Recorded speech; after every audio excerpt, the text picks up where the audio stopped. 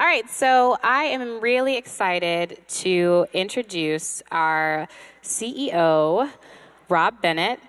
Rob is the founding CEO of EcoDistricts. He is a recognized leader in the sustainable cities movement with nearly 20 years of experience shaping municipal sustainable development projects and policy at the intersection of city planning, real estate development, economic development, and environmental policy. Prior to launching EcoDistricts, Rob was the executive director of the Portland Sustainability Institute, a nonprofit funded by Mayor Sam Adams to accelerate sustainability policy and project innovation in Portland, and worked for the Clinton Foundation supporting climate action in cities throughout North America. So without further ado, let us welcome Rob Bennett. I'm going to spend a few minutes this morning talking about our work, and when I say our work, I mean our collective work, and I'm going to dig into the framework that we've created, the protocol. It's been referenced, many of you here are working with it, but we never want to miss the opportunity to kind of frame how we do our work, because as you know, through the first day of the conference, there is a lot to this work. It's extremely messy, it's extremely complicated. It's life's work, working and building community. And the protocol in our work and why we exist as an organization was really to be in service to the leaders who are doing this work, to help find ways for us to connect more clearly and to try to zero in on what really matters in the work that we do, because one of the things that's very clear is making decisions and making the right decisions on behalf and with community is a tremendous trick, and it's extremely hard to know if we're making the right decisions and when. 5 years ago, we launched this organization, and I'm very grateful. I loved Kimberly's film, and for those, yesterday it was a little. Obviously, we couldn't hear the film over lunch too much, but Kimberly's a very young leader, and I'm very grateful she has showed up in our organization and took the time to build that and make that film. And I love the frame of empathy, and I want to stay with that theme because I'm very grateful to my staff. I'm very grateful to the board of directors who've come along on this journey with me personally in the day-to-day to try to build this organization. As I said, we launched 5 years ago. We had no business plan. I was a very small nonprofit leader in Portland.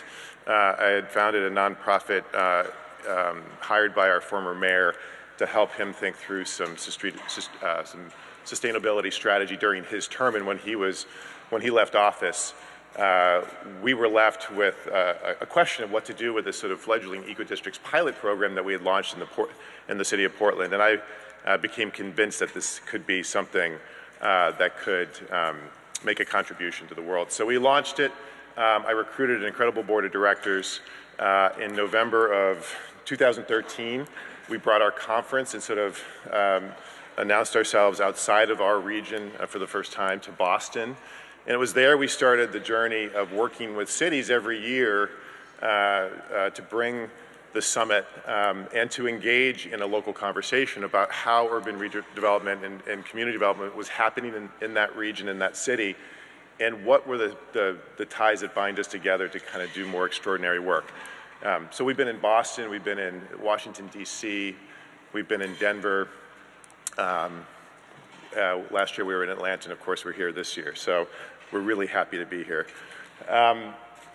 And ultimately, we're trying to build, which we know you all represent, a growing community of committed change makers, the sort of crazy early adopters of this EcoDistricts movement, people who have been toiling away in your area of work and recognize the intersectionality of this work and the need for us to find very practical ways to pull us together and to deliver on this promise of sustainability and equity in our communities.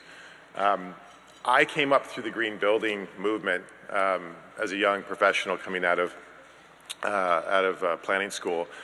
And in those days, and I started that work in the late 90s, there was a lot of talk about how to bring ecologists and biologists and whole systems experts into the A&E industry to ultimately drive and diversify the environmental agenda in design.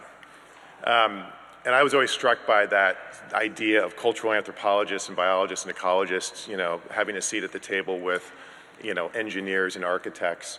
But that kind of invitation to broadening the voices around the table is really what we're trying to do with EcoDistricts and what we're all trying to do with our work. You can't just simply work on housing or green infrastructure or green building or an economic inclusion and not see the threads of all this work. And I often say that our job ultimately is to bend the arc of the investments that are being made towards better social and environmental outcomes. And we can only do that if we're talking about neighborhood scale work by partnering deeply with those investors and those voices in the community to do something much more profound together than we can do individually. And that's the hard work, but that's the fundamental work. And so over the course of these 2 days, we're building new friendships. We're identifying great opportunities here in Minneapolis to partner, and we're understanding more deeply how the Twin Cities are attacking their issues of racial inequities and the need to develop housing and community development solutions that really meet the needs of the people here.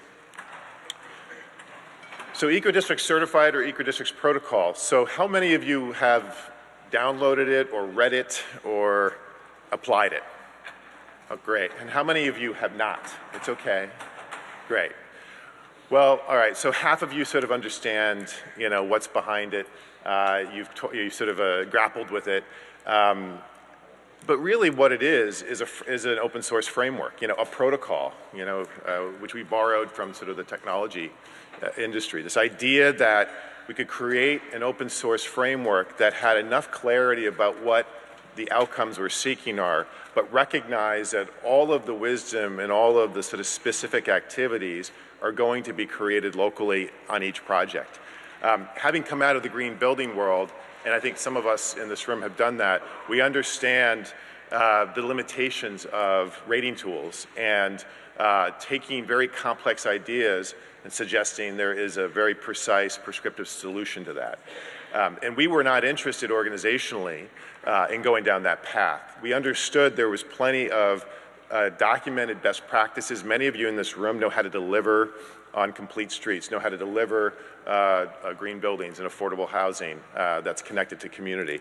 But what was missing was the sort of upstream nature of how are we organizing ourselves and what does success look like, and recognizing the intersectionality of these issues, that health and wellness have to be fundamental to the work that we do. So the public health world has to have a much stronger seat at the table with the A&E world. And of course, these things are starting to emerge, that equity has to be a fundamental part of the work. And of course, those who have been working in community, equity has always been the driving force. But if you were in green building or in urban planning, often it was not.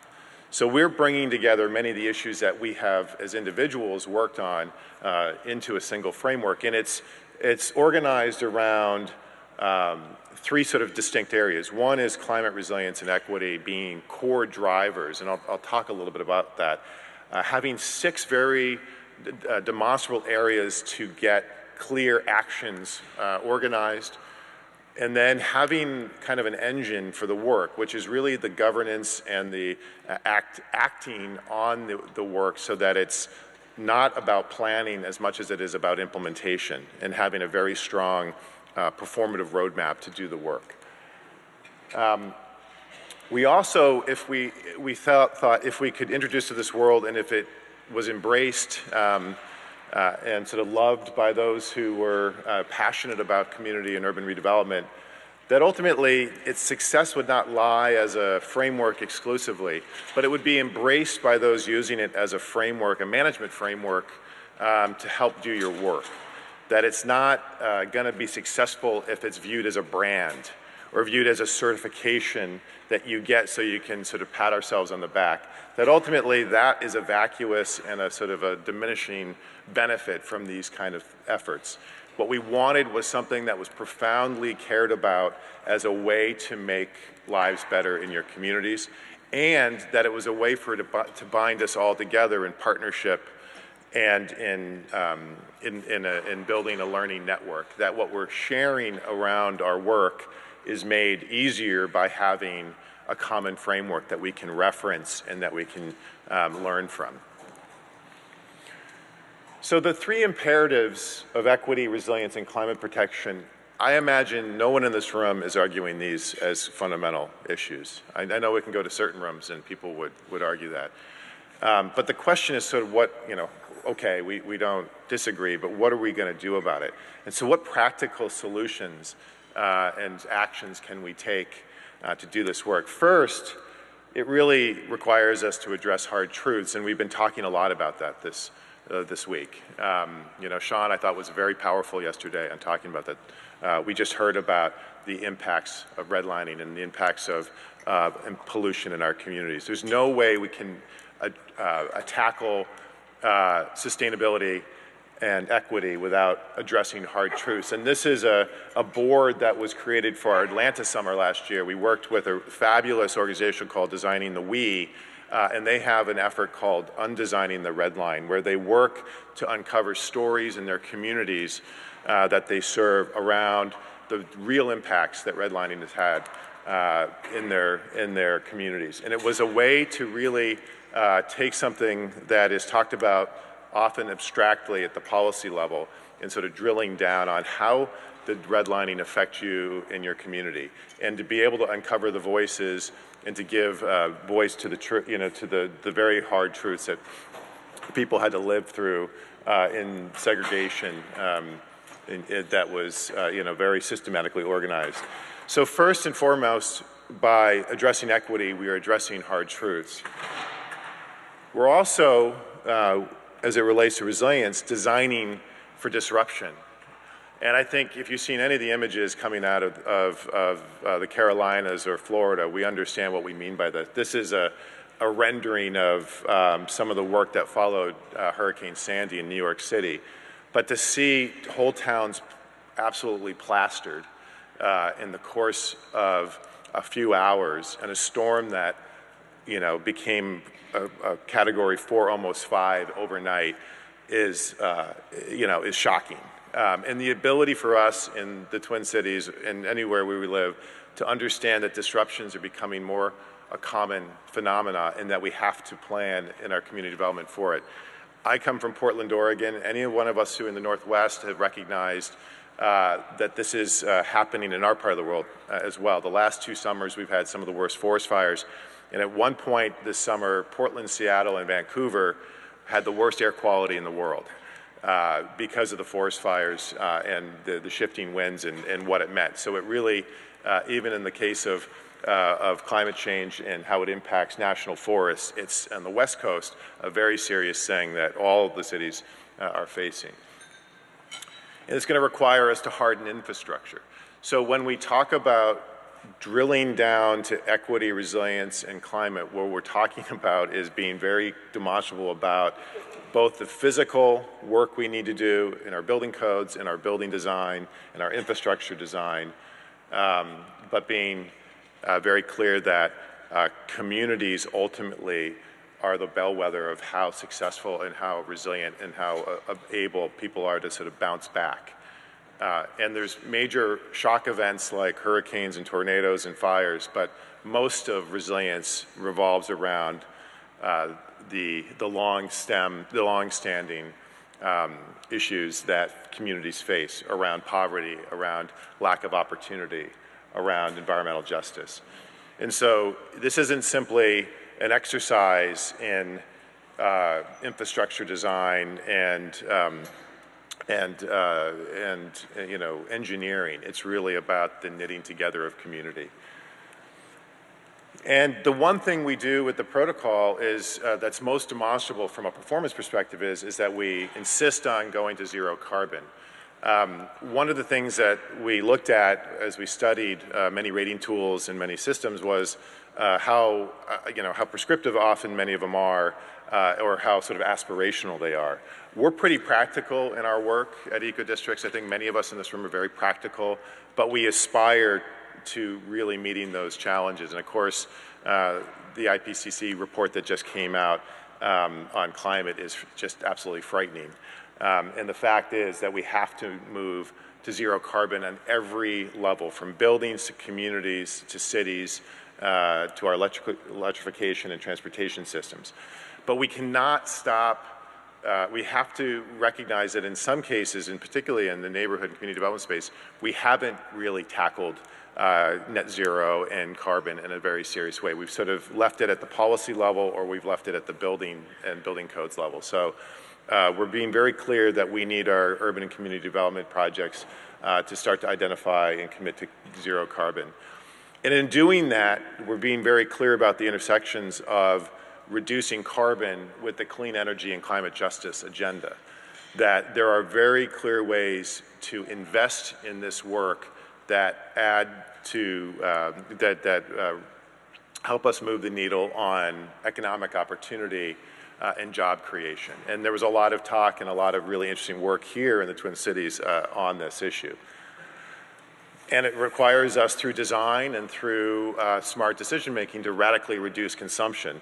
We often look to Northern Europe for thinking around these issues, particularly around energy and often water. I was reading last night that the city of Copenhagen has just designed or started to design the first climate resilient neighborhood in the world. And so we take inspiration as we do this work from our peer cities and others that are going before us to sort of identify what those key strategies. And in Copenhagen's case, it was really taking a neighborhood that had a lot of a public realm, a lot of street that wasn't being used, and really developing a really robust stormwater and green infrastructure strategy, because flooding is what Copenhagen, as it relates to climate risk, is going to be needing to focus on.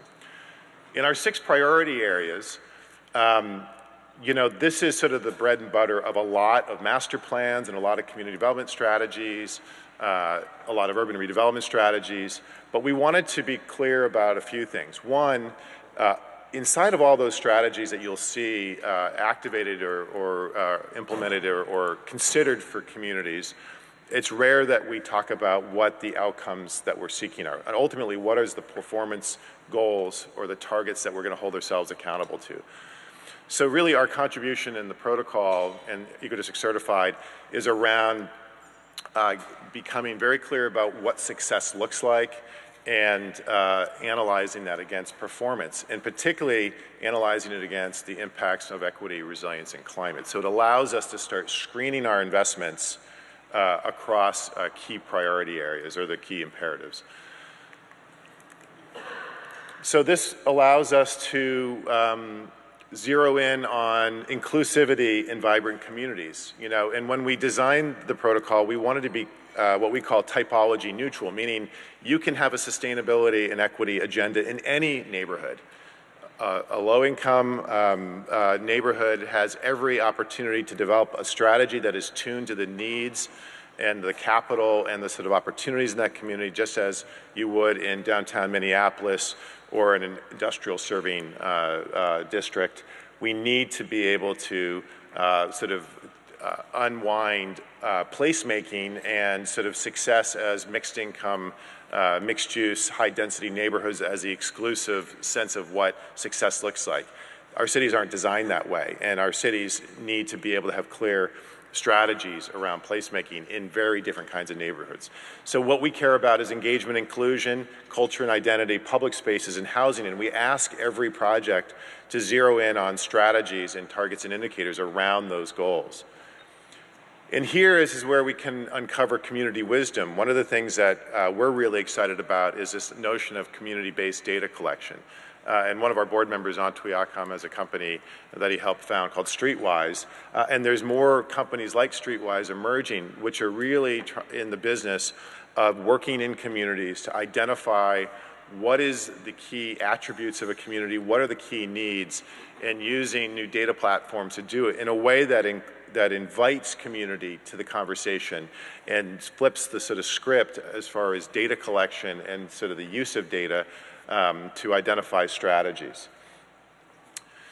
Under prosperity, we're really looking at the intersection of economic and educational opportunities, and sort of drilling down on strategy, which often is held at the regional level and sometimes at the city level, and getting very clear on what the opportunity or the prosperity strategy in a neighborhood is, and making clear that opportunity is really the fundamental driver for this work. So many of you may have read the article that came out in the New York Times, and it hit the media more broadly around the recent research coming out of Harvard and Brown on the opportunity assessment that's now been created across the country at the neighborhood scale.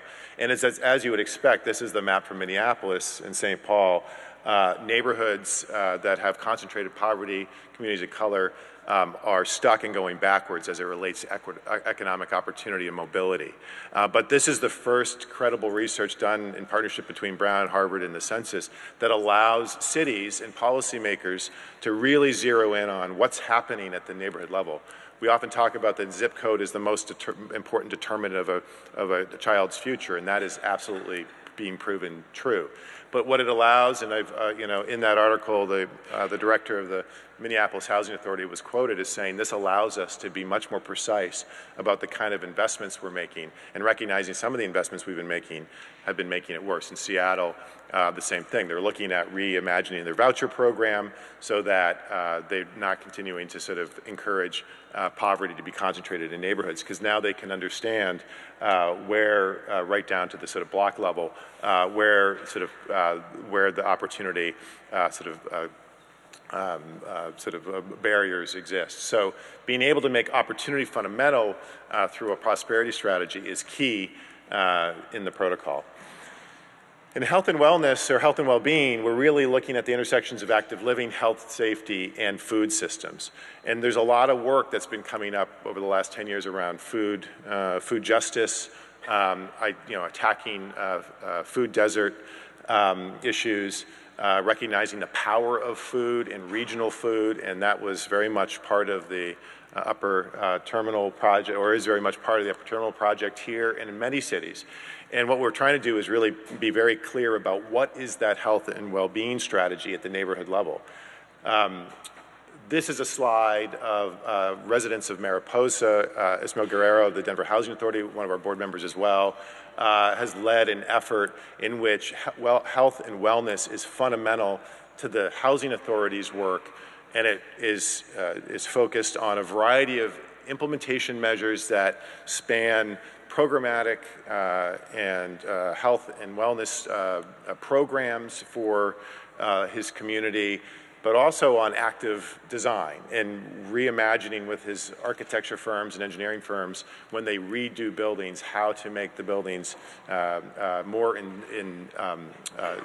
to activate people's ability to walk and to exercise and to move in ways that public housing in the past wasn't as supportive of.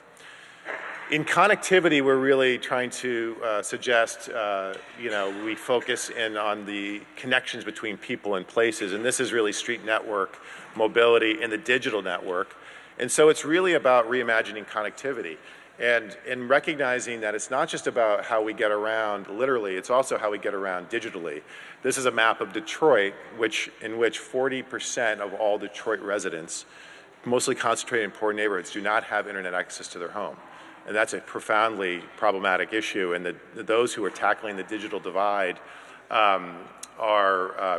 recognize this as a massive challenge, economic opportunity, to education, to workforce development, to the ability to connect and be part of the modern economy. But if we do not have a digital divide strategy in our neighborhoods, we're not going to be able to tackle it more effectively. So we're very clear about connectivity being more than just physical mobility and last mile transportation, but it's also digitally as well. And then finally, living infrastructure and resource regeneration is really the intersection of a flourishing ecosystem, sort of ecosystem designed effort in our cities and neighborhoods, which natural features, ecosystem health and connectivity or connection with nature are enhanced, and where we're integrating natural systems into our neighborhoods. This is one of our eco-districts. This is Sarah Heineke's work in Portland. Inside that eco-district, where there's a set of very major partners that she works with, is a publicly traded REIT developer out of San Diego that's got 16 blocks within that eco-district, and their first 4-block project included the country's first integrated black, gray, and stormwater system. So it's the first example of a multi-block urban water management system, and that was designed in partnership with Biohabitats and others who are here. And it does so much more than obviously manage water. It also starts to build a public realm in a neighborhood that has had a very poor public realm traditionally, where vibrant uses on the street, cafes, grocery stores, other uses that hadn't been in the neighborhood are now integrated into a public realm that has got deep ecological functionality and resilience built into it. And in resource regeneration, the opportunity really here is to think about moving towards a net positive world and restoring natural capital in the areas of air, water, and land, and making what is traditionally or often invisible, visible. This is a map of San Francisco. There is a company called Aclima that was launched a few years ago out of a foundation in San Diego. They partnered with Google and Google Street View to start to identify and sort of make repeatable and make visible air quality data using monitors that are now attached to the Google Street cars that are now traveling in our neighborhoods all over the country, mapping for Google. By adding air quality monitoring to the video that they're capturing, they're able to provide cities and neighborhoods data. And Aclima is now partnering with a variety of cities and neighborhoods. They've done work in Oakland, looking at the intersection of air quality and environmental justice, and providing data that didn't exist up until now in a repeatable and an affordable form. And finally, as it relates to implementation, the protocol calls for robust partnerships to be created, a strategy to be co-developed, and ultimately a way to monitor and measure and report transparently. This is the real nuts and bolts of our organization's work and of the work of all of you in community development. It's not enough to have a strategy. You need to have the people who can implement the strategy around the table with a very clear strategic plan and a way to make investments. So this is where we focus in on collaborative governance and making collaboration inescapable. And I think for every great project that any of us have been involved in, or the projects that we saw yesterday, we can see the seed kernels of why those projects will be successful or why they will struggle. And it comes down to leadership. It comes down to how is that neighborhood or that community project engaging with city leadership? How is it engaging with the university? How is it engaging with its people? Who has got power? How is power being shared? What's the finance vehicles made available to those folks who are doing the work? All of that is fundamentally about who has a seat at the table and how you are organizing your project for success.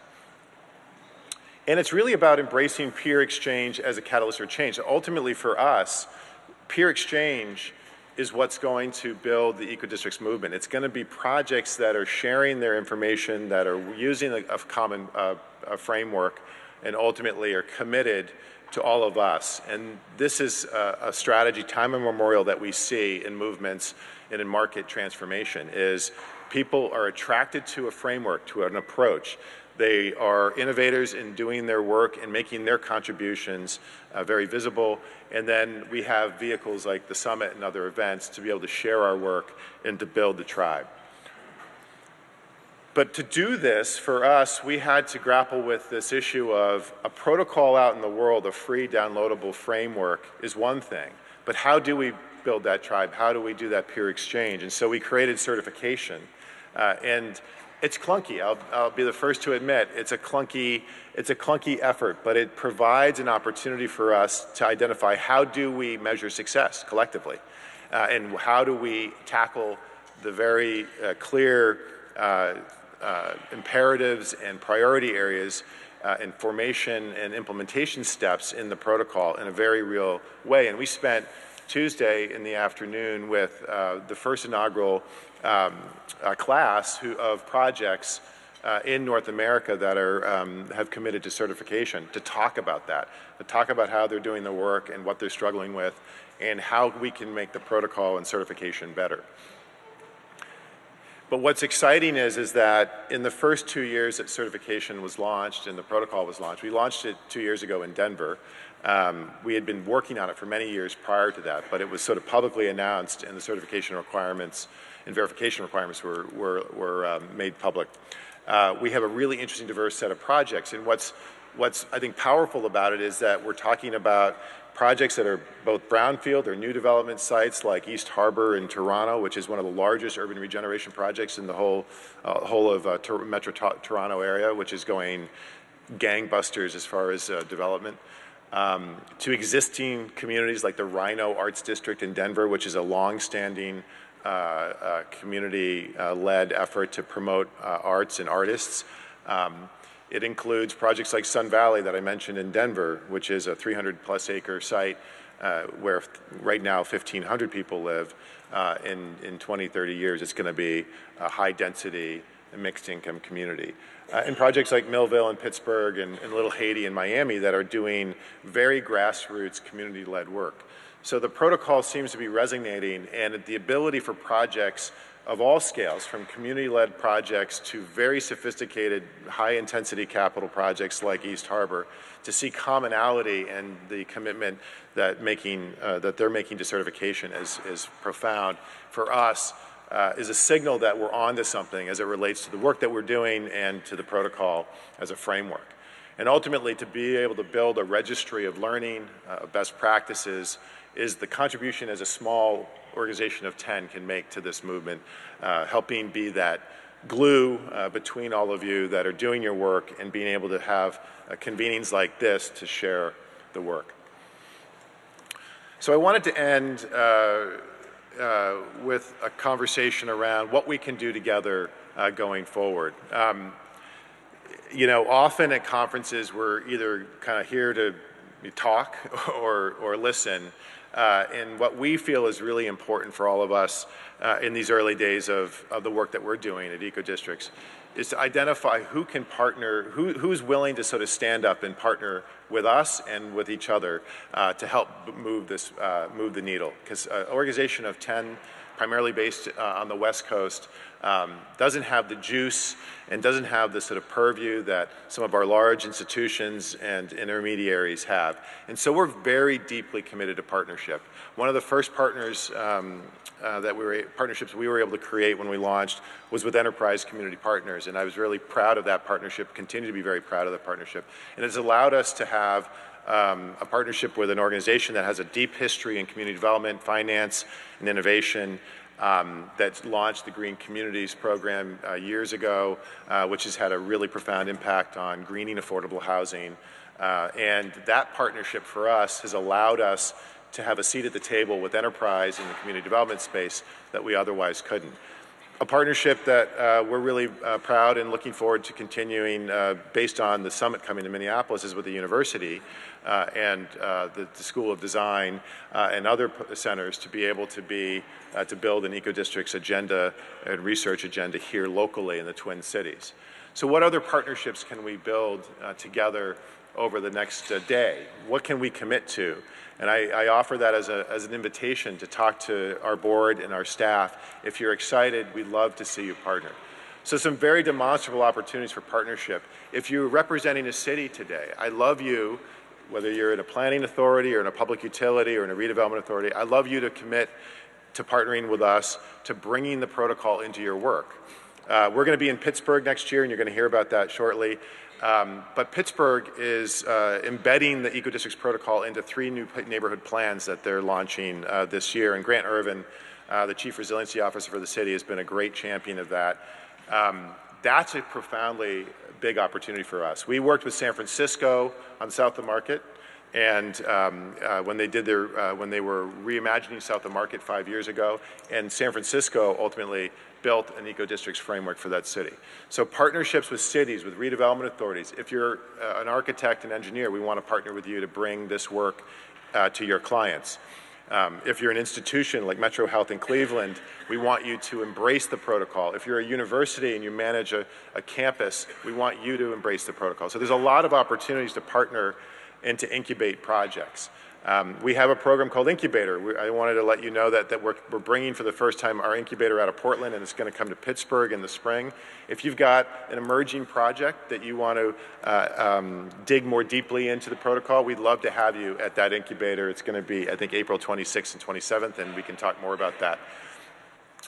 And I'm really proud to announce, since we're in the Twin Cities, that Towerside has committed to be the first project in the Twin Cities to certify. So let's give them a hand. It's very exciting.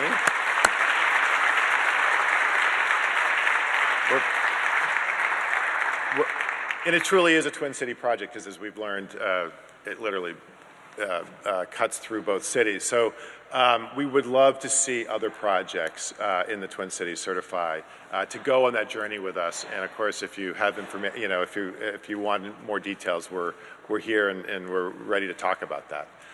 And finally, this is Donna Hope. Donna is sort of a maven. You've probably seen her around, but Donna is one of our 150 plus EcoDistricts accredited professionals. We're really proud. We launched this program a little under 2 years ago, and our goal is to have 200 accredited professionals who are leaders in the communities doing this work, who are helping make EcoDistricts happen. So please, if you're not an EcoDistricts accredited professional, by the end of the year, we'd like to see you become one and help us get to our goal of 200. So with that, thank you very much. Bronte's pulling me off the stage, as she should. She's the MC, and I look forward to more with y'all. So have a good morning.